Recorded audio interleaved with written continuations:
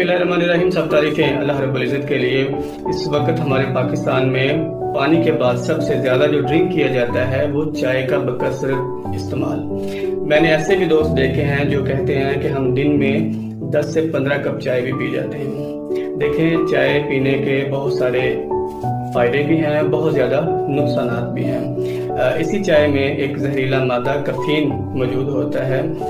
बहुत ज़्यादा चाय पीने से यही कैफीन हमारी बॉडी को ब्लड प्रेशर जैसे अमराज, शुगर जैसे अमराज, हमारी किडनी, हमारे मैदे में तेज़ाबियत, हमारे मैदे को टोटली डिस्टर्ब कर सकते हैं चाय के बहुत ज़्यादा इस्तेमाल करने से।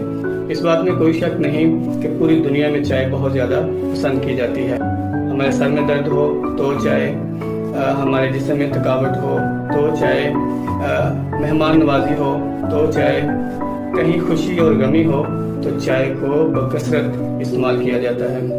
चाय आप ज़रूर पिएं, लेकिन 24 घंटे में 1 या 2 कप से ज़्यादा चाय बिल्कुल इस्तेमाल ना करें, क्योंकि इंसानी जिस्म को कैफीन की मखसूस मिकदार की ज़रूरत होती है, जो कि चाय के 1 या 2 कप 24 घंटे पीने से पूरी हो जाती है।